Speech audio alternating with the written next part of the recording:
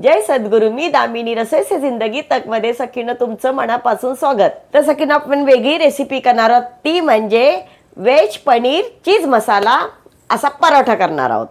तर तो कसा करायचा तो मी दाखवते आणि मुलांना एकदम पौष्टिक, आपल्यालाही खाण्यासाठी छान आहे. एखादी भाजी नसेल घरामध्ये आणि किंवा कोबीची भाजी, सगळ्यात महत्त्वाचं म्हणजे कोबीची भाजी खाण्याचा कंटाळा येतो, तर तो मुलं खायला बघत आहे. मंचुरियनमध्ये टाकलं तर ते खातात.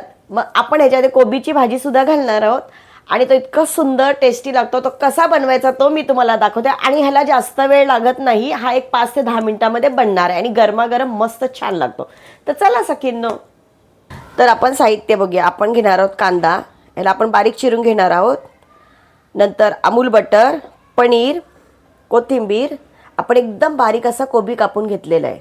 हे आहे बटर, हे आहे ओरिगॅनो, पिझ्झामध्ये टाकतो की नाही आपण ते मसाला, आणि हे पिरी पिरी मसाला, थोडीशी आपल्याला साखर लागणार आहे, तिखट मसाला, हे पुदिना पावडर आणि हे कसुरी मेथी मी बारीक चोळून अशी हातावरती घेतलेली आहे ती, आणि हे मी पीठ मळून घेतलेलं आहे. आणि हे आहे थोडंसं सुक्कं पीठ, आणि आपल्याला लागणार आहे तूप किंवा बटर किंवा तेल, आपण कशामध्येही लावू शकतो. ही छानशी बैलगाडी किती सुंदर आहे बघा. ही मी म्हैसूरवरून आणलेली, इतकी छान मला वाटली म्हणून मी घेऊन आली. या कटर मशीनमधून ना आपण सर्व बारीक चिरून घेऊया. कोबी पण आपला बारीक चिरून झालेला आहे आणि कोथिंबीर आणि कांदा पण ह्याच्यामध्ये भरपूर पाणी असतं, कांद्यामध्ये पण, कोथिंबीरमध्ये पण आणि कोबीमध्ये पण. आता आपण ते पाणी पिळून घेऊया, म्हणजे मग आपले परोठे असं की नाही छान होतात. तेव्हा किती पाणी निघतंय की नाही, असं आपण आज सर्व पिळून घेऊया. हे बघा सखीनं, सर्व पिळून आपण पाणी काढून घेतलेलं आहे. हे बघा, पाणी काढून घेतल्यामुळे काय होतं, परोठा आपल्याला व्यवस्थित लाटता येतो, घट्ट होतो तो, आणि पातळ होऊन तुटत नाही तो, म्हणून आपण पाणी काढून घ्यायचं. तर सखीनं, तुमच्या आवडीनुसार तुम्ही किती चीज हवं, पनीर हवं ते घालू शकता याच्यामध्ये. तर सखीनं, मी याच्यामध्ये ना सर्व मसाले तुम्हाला दाखवलेले ते चवीनुसार घालून घेतलेले आहेत, आणि तुम्हाला जर जास्तीचे घालायचे असेल तुम्ही घालू शकता. आता आपण आहे ना सर्व एकजीव करून घेऊया, म्हणजे काय, आपला जो मसाला आहे सर्व एकत्र मिक्स होईल. तर सखीनं, आता परोठा कसा भरायचा आणि कसा लाटायचा ते मी तुम्हाला आता दाखवते. बघा, आपण परोठा भरतो की नाही, तर त्यावेळेस करायचं, जास्त पण नाही भरून घ्यायचा, म्हणजे तो बाहेर निघणार नाही. आणि ह्याच्या मसाल्यावरती थोडंसं आपण पीठ घालून घ्यायचं, म्हणजे तो ओलावा असतो ना तो बाहेर येत नाही. आणि पूर्णपणे असं बंद व्यवस्थित करून घ्यायचं आणि लाटून घ्यायचा. लाटताना जरा जास्त स्पीडमध्ये नाही लाटायचा, कारण ह्याच्यामध्ये आपण मिश्रण घेतलं ते ओलं असतं ना, मग थोडं हळूवार लाटायचं. आणि आपल्याला असं वाटलं की तो थोडा फाटत आला तर थोडंसं सुकं पीठ लावायचं त्याला, आणि बाजूनी थोडंसं दाबून असं घ्यायचं आणि लाटून घ्यायचं.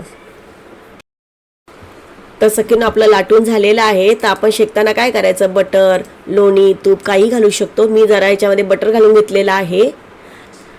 खरपूस असं आपण शेकून घेऊया याला. थोडंसं वरतून आपण बटर घालूया त्याच्यामध्ये, म्हणजे दोन्ही साईडने व्यवस्थित शेकल्या जातं ते. आपण हे शेकून घेताना थोडा बारीक गॅसवरच शेकून घ्यायचं, कारण तो करपू नये म्हणून. आता बघा, दोन्ही साईडने कसा खरपूस असं आपण भाजून घेतलाय की नाही. आपल्याला वाटलं कुठे बटर कमी आहे तर थोडंसं लावून घ्यायचं आपण. आता आपला परोठा तयार झाला, आपण काढून घेऊया. बाकीचे पण परोठे आपण असेच करून घेऊया, आणि आपल्याला कोणत्या आकारामध्ये करायचे असेल ते पण आपण करू शकतो.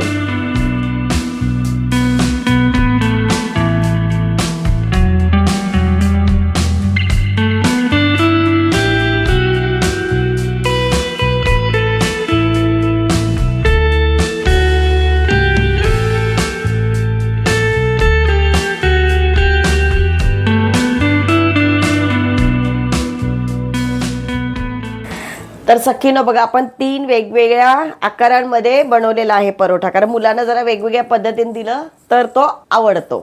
आणि बघा, दही आहे, आपण बनवलेला मुरंबा आहे, सॉस आहे, आणि आपण केलेलं लोणचं आहे. आता आपण मुरंबा केलाय की नाही ते, आणि लोणचं कसं करायचं ह्याचं लिंक डिस्क्रिप्शन बॉक्समध्ये दिलेली आहे, ते तुम्ही बघू शकता. तर तुम्ही कशाबरोबर पण तो खाऊ शकता. आता आपण खाऊन बघूया.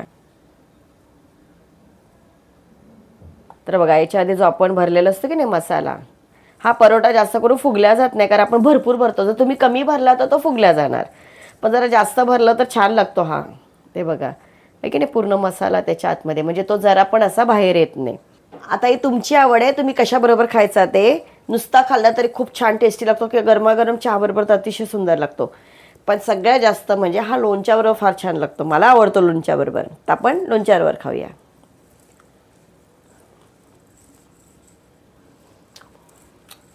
इतका मस्त लागतो. त्याच्यात कांदाही कळत नाही, कोबी कळत नाही आणि एकदम छान. आपण जे मसाले टाकलेत ना ते इतकी टेस्ट छान लागते ना, मस्त लागतो हा. तर सखींनो तुम्ही पण असं करून बघा, नक्कीच तुमच्या मुलांना आवडेल. मुलांनाच काय, आपल्याला जर भाजी खायचा कंटाळा आला असेल किंवा नाश्त्यासाठी एक वेगळा नवीन पदार्थ करायचा असेल तर अतिशय उत्तम आणि खरोखर सुंदर आहे. तुम्ही करून बघा आणि कमेंटमध्ये मला नक्की सांगा की कसा लागतो ते आणि तुम्ही कशा पद्धतीने बनवता तेही सांगा. आणि माझ्या चॅनलला लाईक शेअर सबस्क्राईब करा. थँक्यू.